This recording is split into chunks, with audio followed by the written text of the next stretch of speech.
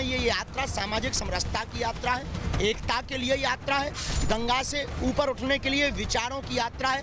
ये पाखंडी लोग हैं और ये जानबूझकर इस तरह की हरकत करते हैं बीजेपी की शय पर।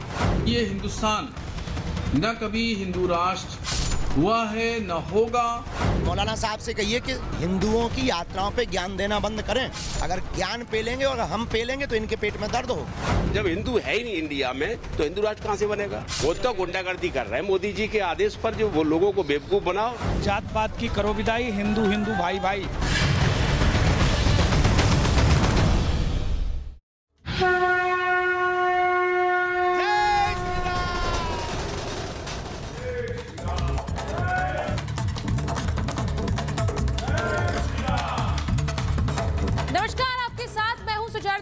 आप देख रहे हैं अपना फेवरेट शो महाभारत, और महाभारत में बात होगी उस पद यात्रा की जिसे लेकर एक तरफ सनातनी एकजुट हो रहे हैं तो दूसरी तरफ विरोधी भी मुखर हो गए हैं। धीरेंद्र शास्त्री, बागेश्वर धाम वाले धीरेंद्र शास्त्री ने हिंदू एकता पदयात्रा का ऐलान किया है, जिसकी शुरुआत उन्होंने कल की।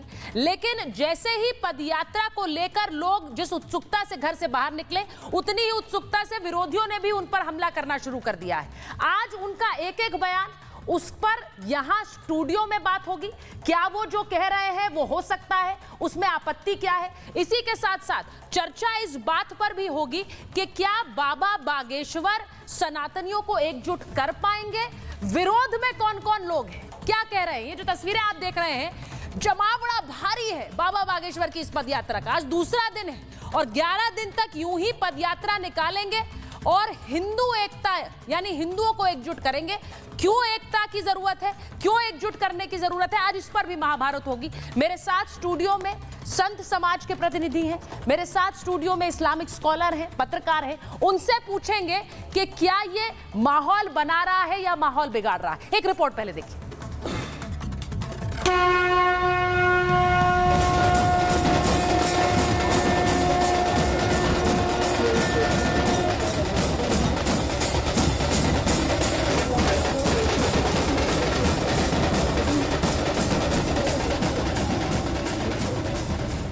यात्रा सामाजिक समरसता की यात्रा है, एकता के लिए यात्रा है, गंगा से ऊपर उठने के लिए विचारों की यात्रा है।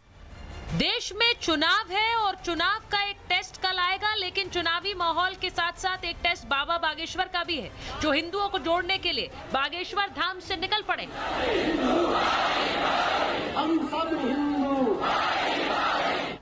भारत को हिंदू राष्ट्र बनाने के लिए बागेश्वर बाबा हिंदू एकता पदयात्रा कर रहे हैं। आज यात्रा का दूसरा दिन है।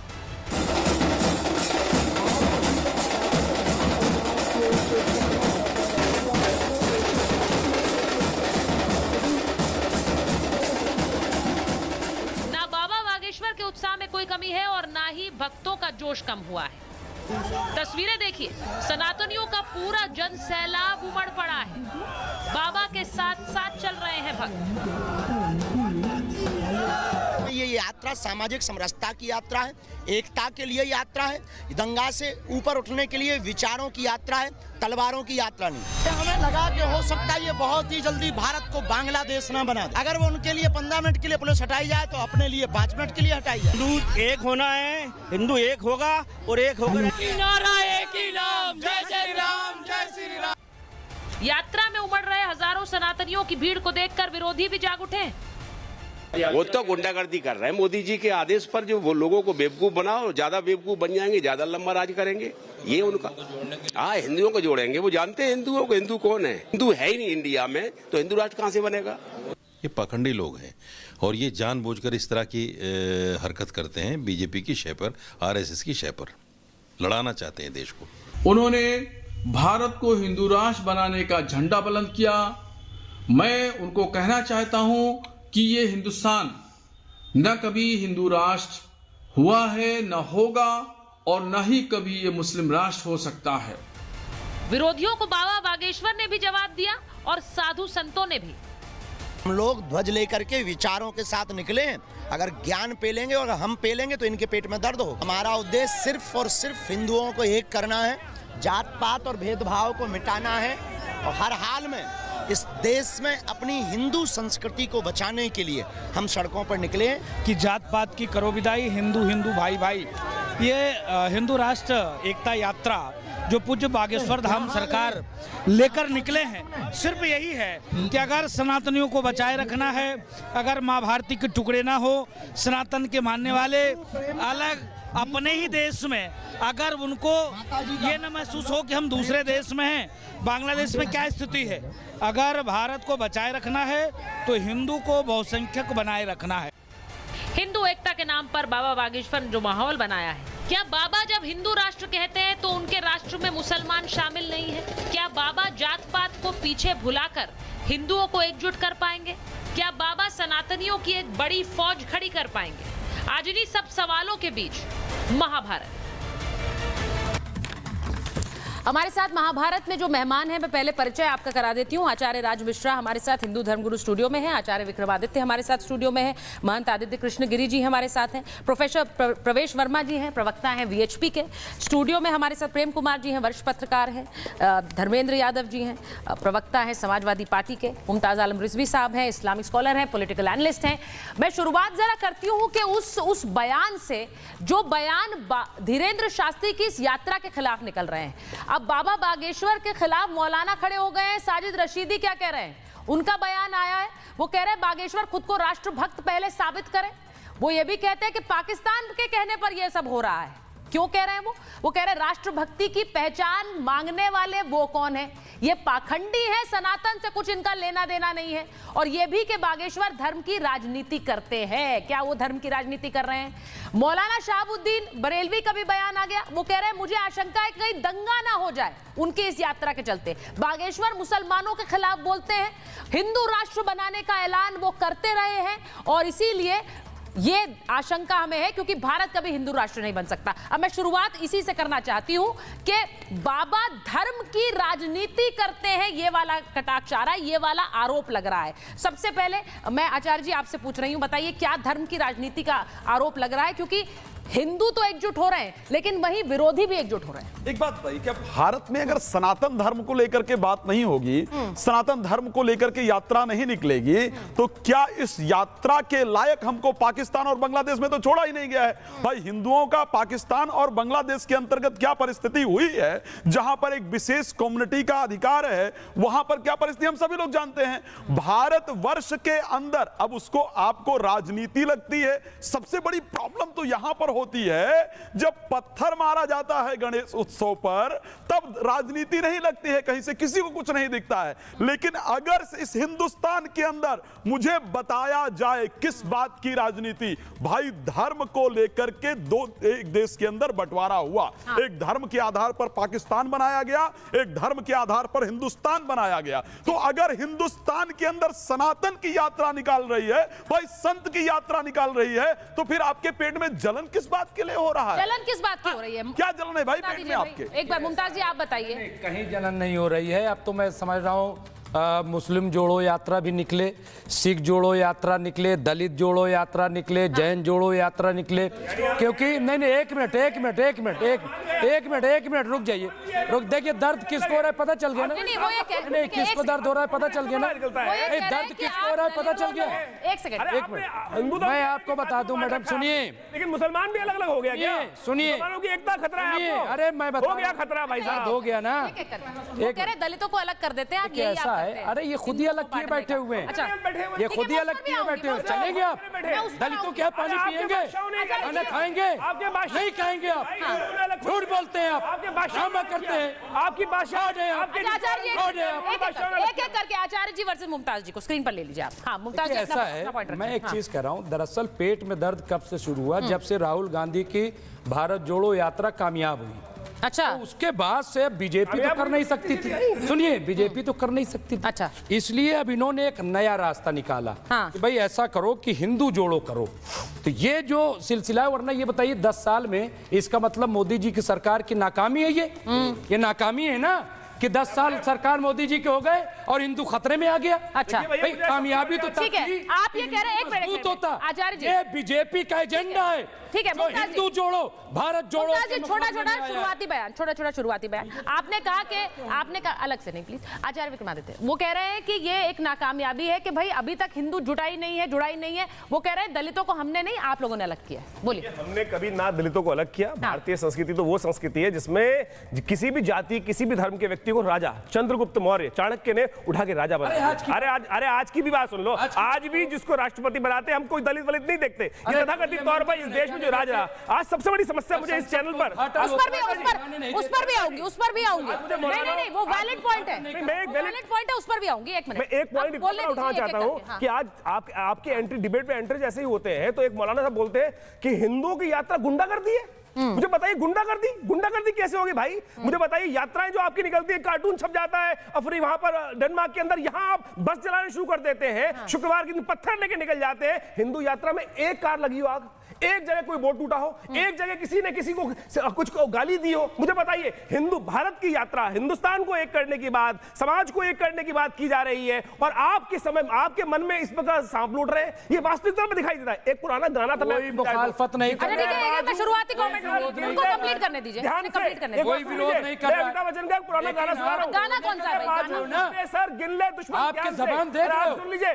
देश को एक करने के लिए यात्रा हो रही है। हिंदू को एक करने के लिए, हिंदुस्तान को एक करने के लिए यात्रा कर रहे हैं। हिंदुस्तान को एक करने के लिए। मैं एक चीज, एक सेकंड, लोग तथाकथित तौर पर जो यात्रा कर रहे थे वो केवल ठीक है आचार्य विक्रमादित्य, एक मिनट की बात करते हैं। एक मिनट, हिंदुस्तान के अंदर, भारत के अंदर एक करने के लिए यात्रा। अब आचार्य विक्रमादित्य, मुमताज जी, मैं आप दोनों को बता रही हूँ। एक सेकंड आचार्य जी प्लीज, कि कितने सिर हैं, कितने बाजू हैं। आचार्य जी, मुमताज जी, मेरी एक रिक्वेस्ट है, मैंने शुरुआत में भी ये बात कही, एक एक करके बात करेंगे क्योंकि जिसको दूसरे को नहीं सुनना है और दूसरे के बारे में बोलना है, सब पर ये लागू होता है। वो उस तरह से हम इस डिबेट को आगे नहीं बढ़ा पाएंगे। प्लीज हमारे दर्शक भी इसको समझ सकें। प्रवेश जी भी बोलना चाह रहे हैं और प्रेम जी भी। मैं एक बार जरा एक एक करके टॉकिंग पॉइंट्स बताना चाह रही हूं क्योंकि बहुत सी ऐसी खबरें दी हैं बागेश्वर बाबा ने जो कि जिनको लेकर अब चर्चाएं हो रही हैं। मैं एक पहला बताती हूं। उन्होंने कहा कि आरती के बाद वंदे मातरम होना चाहिए। उन्होंने कहा मस्जिदों में भी वंदे मातरम हो और राष्ट्रभक्त और राष्ट्रद्रोही की पहचान इसी से होगी। अब ये बयान उन्होंने दिया है। अब इस बयान पर आगे बढ़ती हूं। मैं ये पहले पूछना चाह रही हूं कि क्या ये सही है कि वंदे मातरम अगर सब जगह गाया जाए, प्रवेश जी, उसमें क्या कोई दिक्कत होनी चाहिए? उन्होंने कहा राष्ट्रभक्त और राष्ट्रद्रोही की पहचान होगी। आप सहमत है इससे? अरे वंदे मातरम को लेकर के तो देश आजादी की लड़ाई हुई, अंग्रेजों के खिलाफ लड़ाई हुई, तो उसमें वंदे मातरम एक नारा था। और हम तो कहते हैं कि देश में यदि रहना होगा वंदे मातरम कहना होगा, वंदे मातरम कहना चाहिए। एक चीज। दूसरी चीज, इस देश में हिंदू यात्राएं, ऐसा नहीं कि पहली यात्रा हुई है, इससे पहले विश्व हिंदू परिषद ने 80 के दशक में एकात्मक यात्रा शुरू करी। ठीक है, दिल्ली से शुरू हुई, कलकत्ता से, और कहां पर पूरे देश की यात्राएं हुई, सोमनाथ तक पहुंची। तो भारत के अंदर हिंदू जागरण के लिए अगर यात्राएं होती हैं तो वो होनी चाहिए। क्यों होनी चाहिए? क्योंकि भारत की अस्मिता हिंदू है, भारत की पहचान हिंदू है। और आप देखिए, ये दुनिया का इतिहास है, जहां पर भी इस्लाम गया, जहां पर भी क्रिश्चियनिटी गई, 7 साल, 10 साल, 40 साल, 50 साल, वहां पूरा का पूरा कन्वर्जन किया। लेकिन भारत का हिंदू है, भारत का हिंदुत्व है, कुछ ऐसी शक्ति है, कुछ ऐसा सीमेंट है जिसने भारत के एक एक व्यक्ति को जोड़े रखा। और हम इसीलिए कहते हैं, जहां भी हिंदू घटता है वहां देश बढ़ता है। अच्छा, देखिए आप ही की बात से आगे बढ़ रही हूं। इससे में क्या हाल हुआ, इसलिए हम कह रहे हैं अभी बंगाल के अंदर लगभग 11 जिलों के अंदर हिंदू घट रहा है। ये चिंता का विषय है। वहां किस प्रकार से स्टेटमेंट्स आती है मौलवियों के द्वारा, क्या हमको दिखता नहीं, क्या दुनिया को दिखता नहीं है?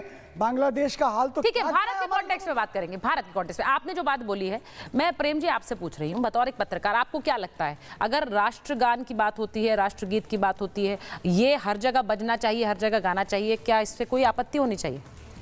देखिए, हमारा देश संविधान से चलता है और जो कोई गलत बात होती है कानूनी रूप से सही या गलत होती है। ठीक है। इसके अलावा कोई रास्ता नहीं है बोलने का कि हम किसी मजहब को खराब बोल दे, कोई किसी धर्म को खराब बोल दे, ये कोई रास्ता ही नहीं है।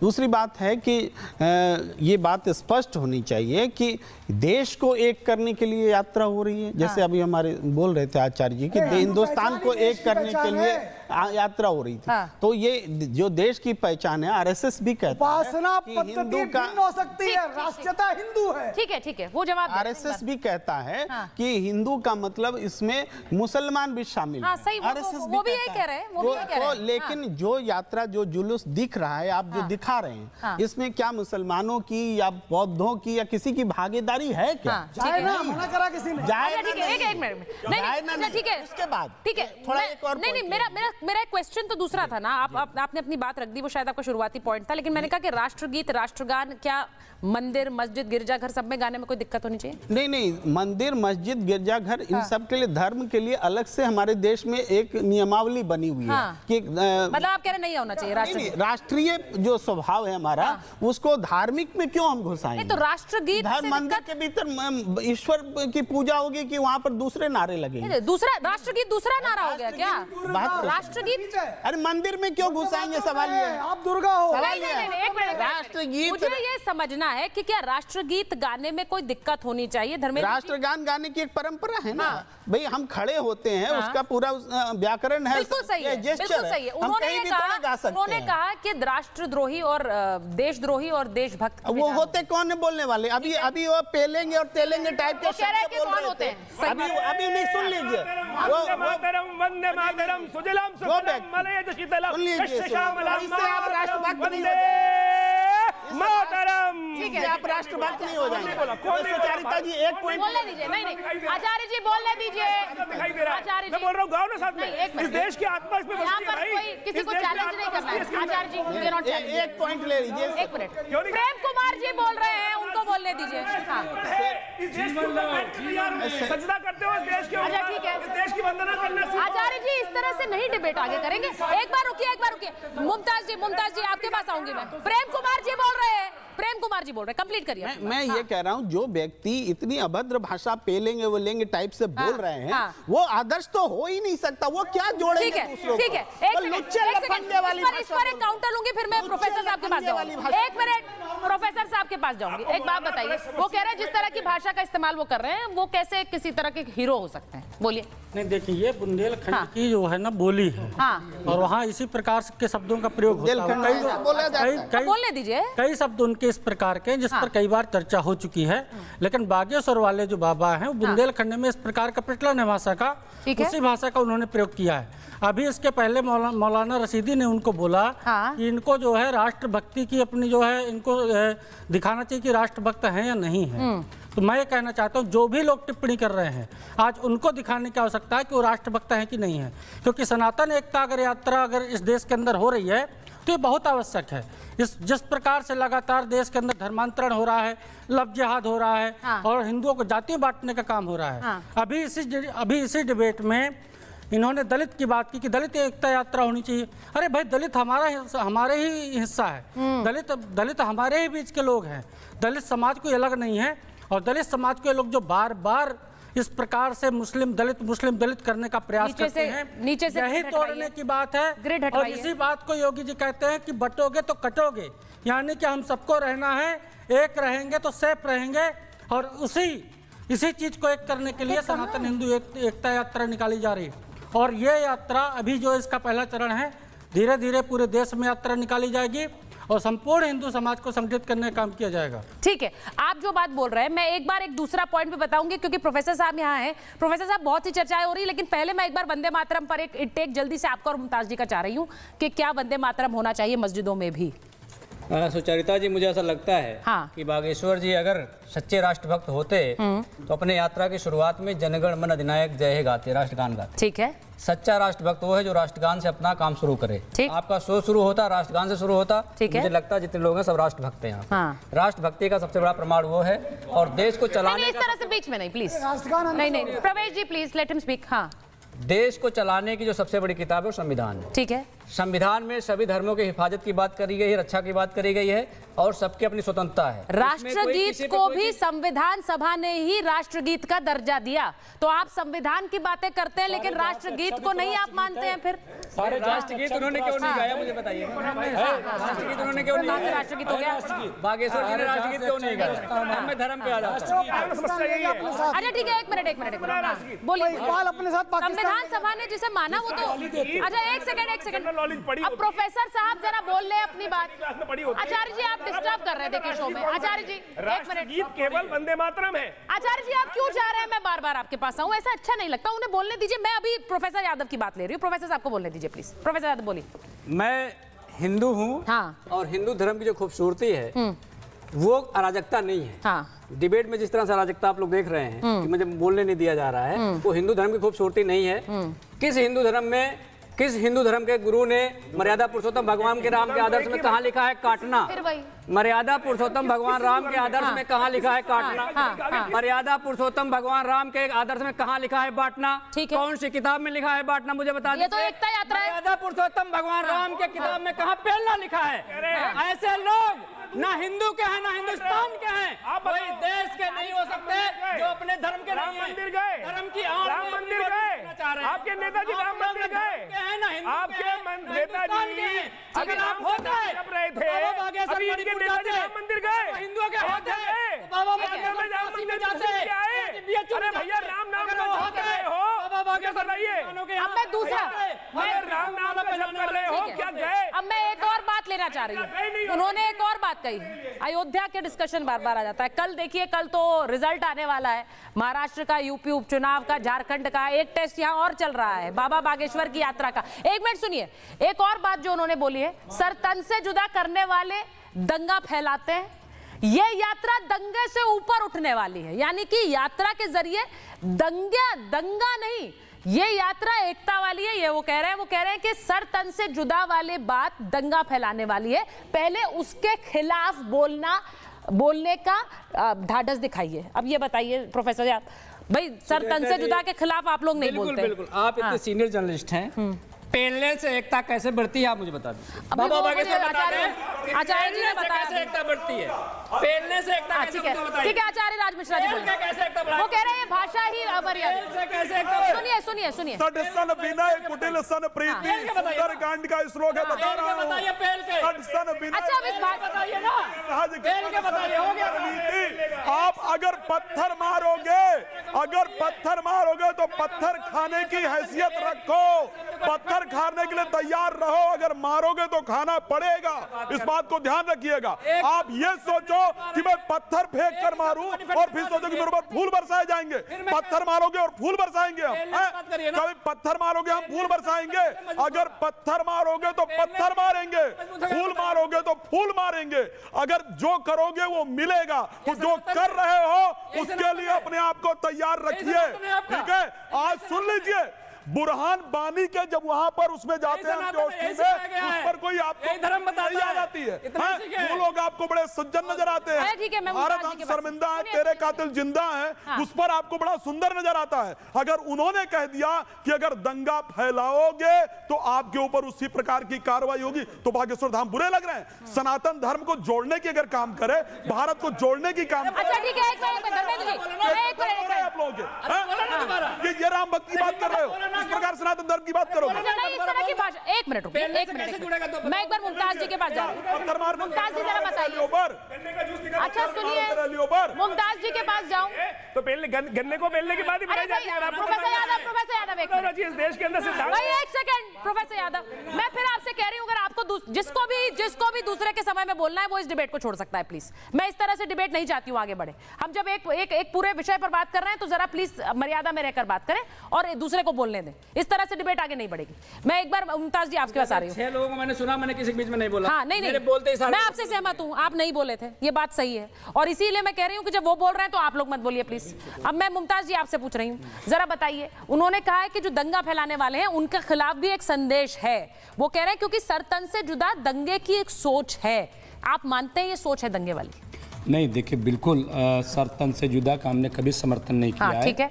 और अगर ये सोच थी तो हम जैसे लोगों को साथ लेते और हम इसकी मुखालफत करते, हम इसका विरोध करते। लेकिन ये कि अलग थलग जिस तरह से और हिंदू जोड़ो यात्रा, तो इस तरह से फिर मुस्लिम कोई जोड़ो यात्रा निकालेगा, मैडम मैंने कहा, फिर कोई जो है सिख जोड़ो यात्रा निकाले, ये कोई मतलब नहीं। भारत जोड़ो यात्रा ठीक है, आप और कोई नाम दे देते, ठीक है, कि मानव जोड़ो यात्रा इस टाइप से, लेकिन हिंदू और हमें कह रहे हैं उसमें भी हमें एतराज नहीं। सुनिए, हमें भी उस पर भी एतराज नहीं है, लेकिन जब आप जोड़ने के लिए निकले हैं तो एक लफ्ज, और खास तौर से जब आप संत हैं, आपको करोड़ों करोड़ लोग सुनते हैं, तो आपकी जिम्मेदारी ये है कि शब्दों का चयन, ठीक है, लफ्जों का इंतखाब बहुत अच्छा होना चाहिए, क्योंकि हमने किसी ऋषि मुनि को नहीं सुना। तो एक बात बताइए, आप कह रहे हैं कि वो संत हैं और इसीलिए वो उनको मानव जोड़ो यात्रा की बात करनी चाहिए थी, तो मौलाना नोमानी को आप क्या मानते हैं? कौन मौलाना? हमने नहीं जानते आप नोमानी जी को? नहीं जानते आप? ना। अच्छा, तो आप उन्हें मानते नहीं, उनकी कोई हैसियत नहीं है? नहीं, मैं पूछ रही हूँ, मतलब आप नहीं जानते, नहीं हैसियत। अच्छा, नोमानी जी, अच्छा, मौलाना नोमानी बीजेपी के एजेंट है। नहीं, ये बहुत अच्छी बात है आपने ये कह दी, क्योंकि वो भी मुसलमानों को एक करने की बात करते हैं। ये भी बीजेपी के एजेंट है। हाँ, अच्छा, ये भी बीजेपी के, ठीक है। मौलाना नोमानी वो बीजेपी के एजेंट हैं, वो कह रहे हैं, यानी मुसलमानों को एकजुट करने की बात बीजेपी। नहीं, मौलाना नोमानी पर बोलिए, उन्हीं के कहने से। नहीं, नोमानी भी एजेंट है। अच्छा, नोमानी भी एजेंट है, ठीक है। इस पर सुनिए, इस पर एक बार राय ले रही हूँ। वो कह रहे हैं कि मौलाना नोमानी जो है वो बीजेपी के एजेंट है। अब नोमानी जी ने जिस तरह से कहा था कि सारे मुसलमान एक उठ जाएं और वोट करें, वो वाली अपील भी एक आई थी, तो उन्हें भी ये कहना चाहिए था कि सब लोग एक हो जाएं। वो भी सिर्फ मुसलमानों की बात करते हैं, अगर ये संत हैं और ये हिंदुओं की बात करते हैं तो गलत है क्या? देखिए, कोई भी व्यक्ति धर्म के आधार पर वोट मांगता है तो वो हमारे संविधान में यहाँ की चुनाव आयोग की भी जो आदर्श आचार संहिता है उसके हिसाब से भी नहीं है, ठीक है। तो इस पर तो एक्शन होना चाहिए ना, नहीं तो उस पर तो एक्शन होना चाहिए।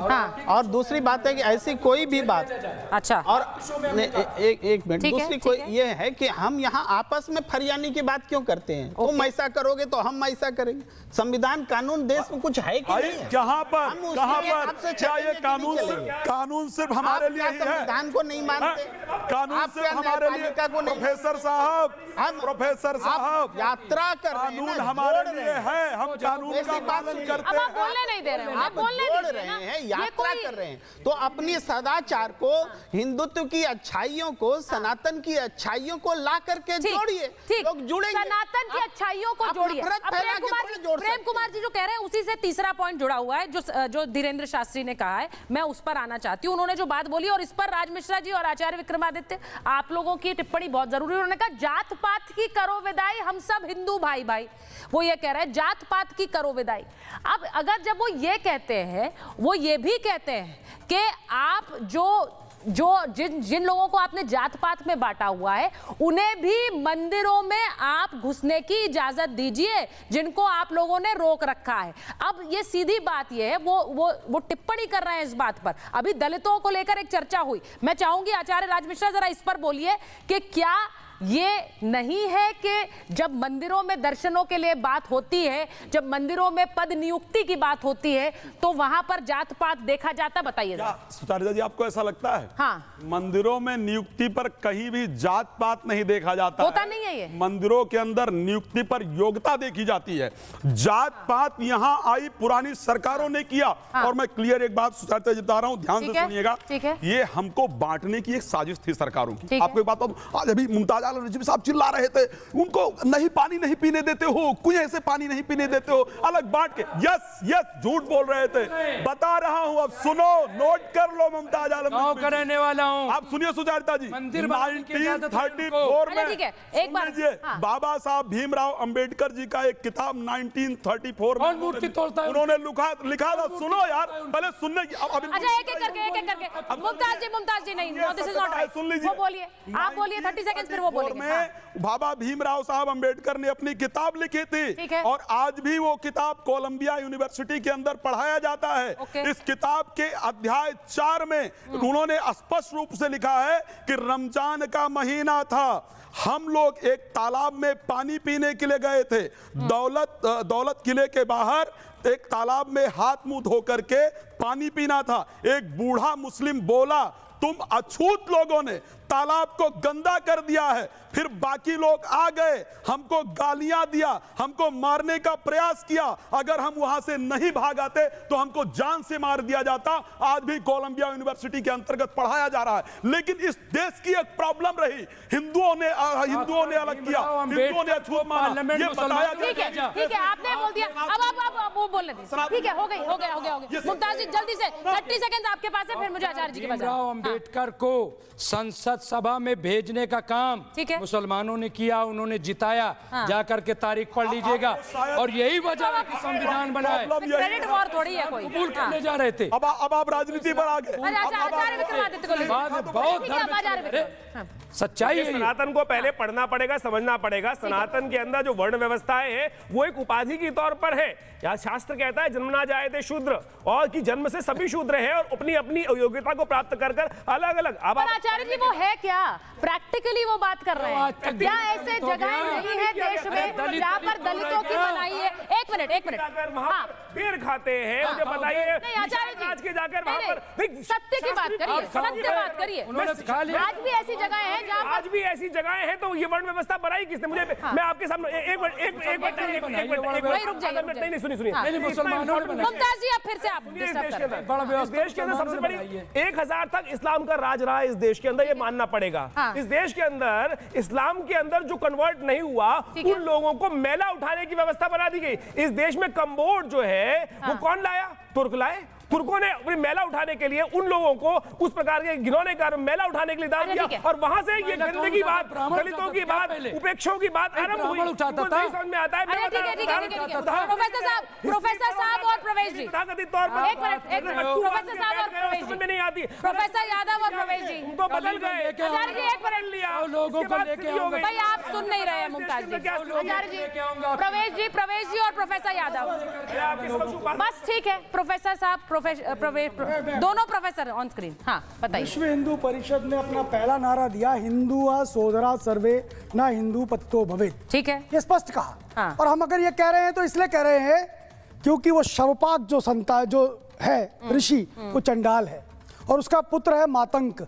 और वो मातंक ऋषि वो ऋषि है जिसकी शिष्या शबरी है। और वो मातंक ऋषि का शिष्य कौन है, उसके पुत्र कौन है? पूरी की पूरी श्रृंखला देख लीजिए, वेदव्यास से लेकर के और वाल्मीकि तक सारे के सारे कौन है, किस समाज के लोग आते हैं जिसको आप अस्पृश्य समाज समझते हैं। सही बात। विक्रमादित्य जी ने ठीक बात कही है कि अस्पृश्यता जैसा विषय ये मुगलों के आने के बाद, इस्लामिक रूल में आने के बाद अस्पृश्यता दिखती। सुनिए, मैं इसलिए कह रहा हूं, मैं प्रोफेसर इसलिए कह रहा हूं। ठीक है, वहां से जो चीनी से फाइहान आया उसने कहीं मेंशन नहीं किया। इवन अकबरनामा के अंदर जो उनका खुद का लिखने वाला व्यक्ति है वो कास्ट के बारे में नहीं कर रहा, क्योंकि मैं इस पे काम कर रहा हूं इसलिए कह रहा हूं।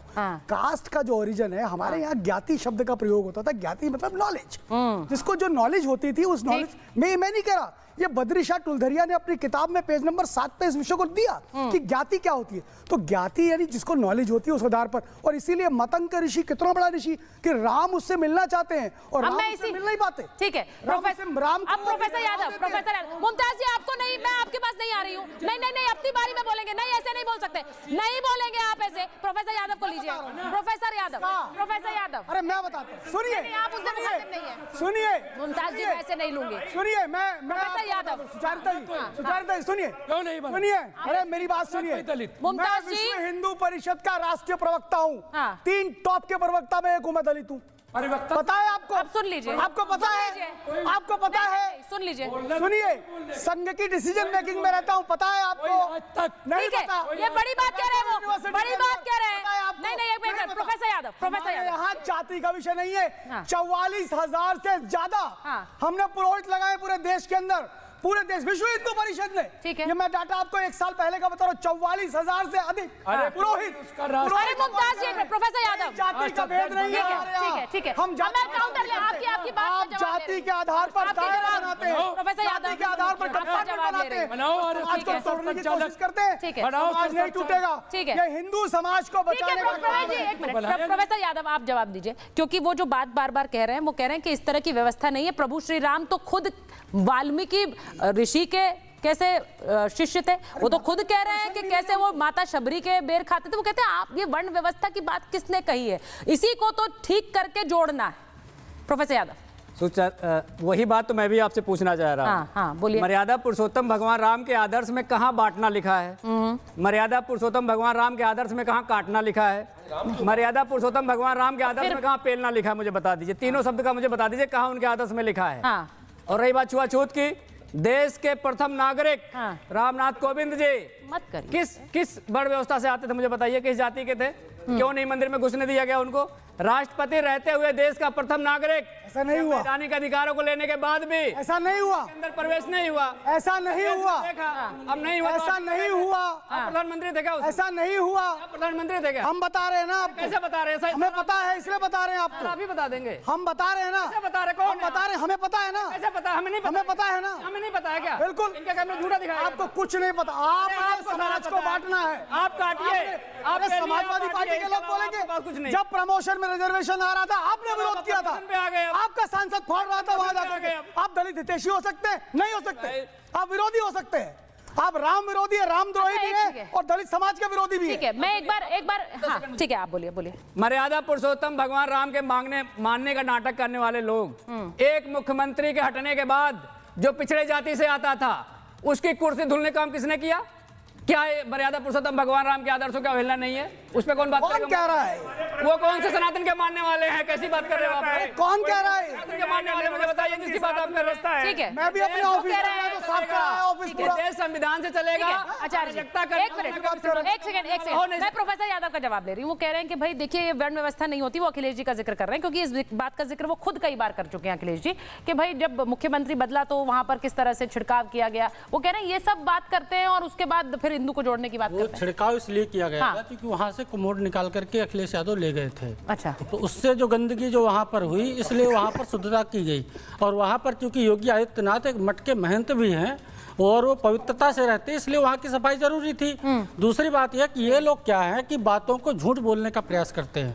अभी इन्होंने कहा कि राष्ट्रपति द्रौपदी मुर्मू राम मंदिर नहीं गई। अभी पिछले महीने वो राम मंदिर गए। रामनाथ कोविंद की बात कर रहे हैं। रामनाथ कोविंद भी गए। वो रामनाथ कोविंद भी गए। रामनाथ कोविंद भी गए। रामनाथ कोविंद तो रामनाथ कोविंद भी गए। आपको यही नहीं पता है? आप क्या फैक्ट बता रहे हैं? कुंभ में भी गए। आप क्या झूठ का बोल रहे हैं? में भी गए।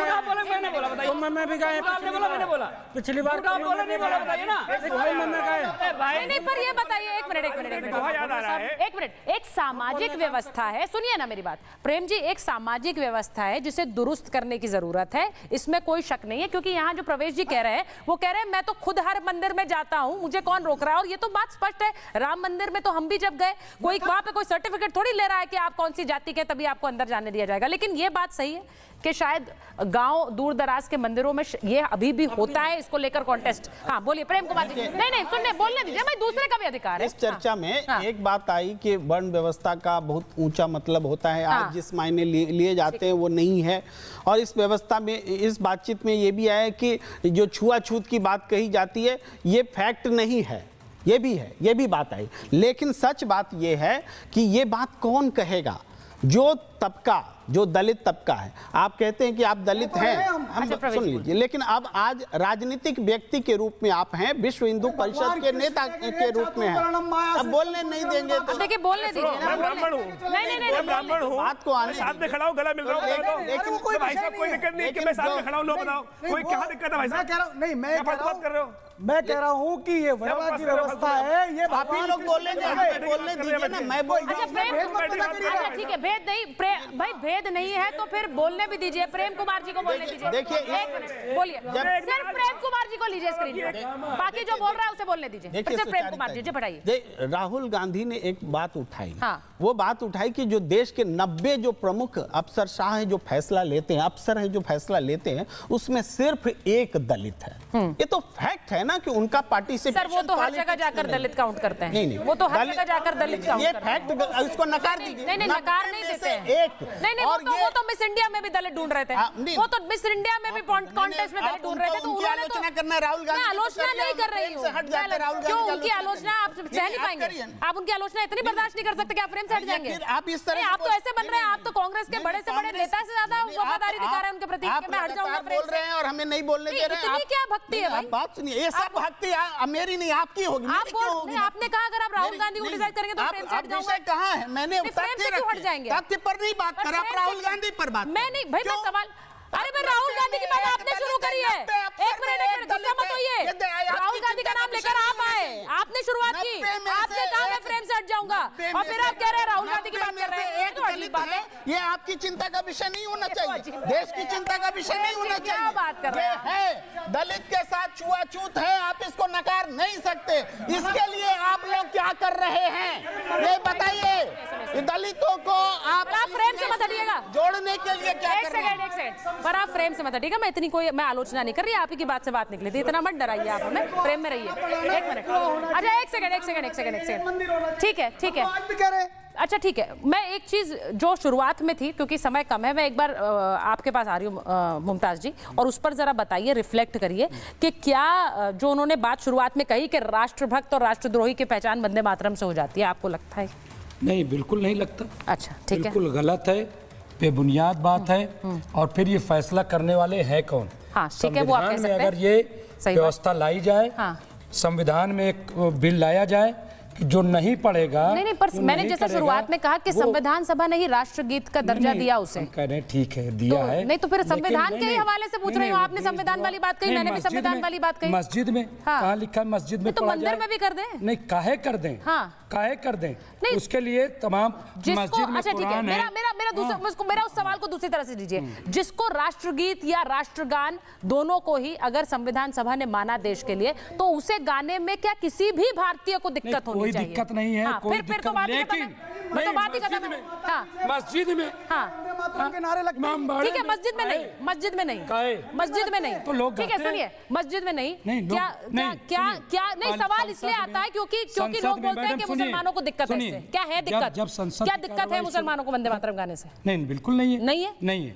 और जब संसद की कार्रवाई जब संसद की कार्रवाई शुरू होती है तो वहाँ पे जो जनगण मनगण, ठीक है, वहाँ से शुरू होती है और वंदे मातरम से वो खत्म होती है। ये जो है, तो इसलिए हमारी जो व्यवस्था है, वास्तविक तौर पे है, अगर नृत्य नहीं गाते हैं, ये इनकी भावना है, तहत हम ये काम करते हैं, इसमें कहीं कोई गड़बड़ नहीं। लेकिन ये लोग, आपको जय श्री राम बोलना पड़ेगा, काहे बोलना पड़ेगा? अरे भाई, अल्लाह अकबर हमने कहा बोल, नहीं ऐसे तो कोई भी नहीं बोल सकता, बोलो, ऐसे तो कोई भी नहीं बोल सकता। आप अल्लाह अकबर बोलोगे, इसलिए ये देश संविधान से चलेगा। संविधान जो कहता है उसको अमल किया जाएगा, खत्म, संविधान चलेगा। ठीक है, आपके कहने से देखिए, मैं बस ये कह रही हूँ कि एक यात्रा है जिसे जोड़ने की यात्रा कहा जा रहा है, उससे बहुत सारे सवाल उठ रहे हैं। अभी तो दूसरा ही दिन हुआ है, लेकिन इसके बारे में सोचने की बहुत जरूरत है कि इस यात्रा से क्या कुछ हासिल होगा और क्या कुछ सवाल उठेंगे। बहुत बहुत धन्यवाद आप सबका महाभारत जुड़ने के लिए।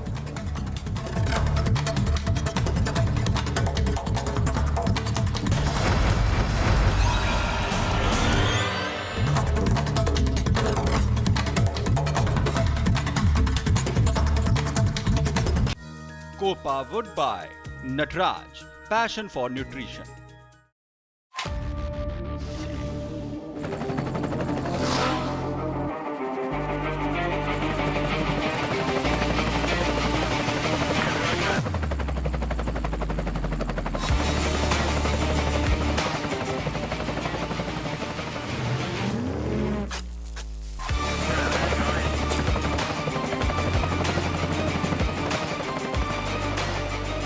Director, The Taste of Success.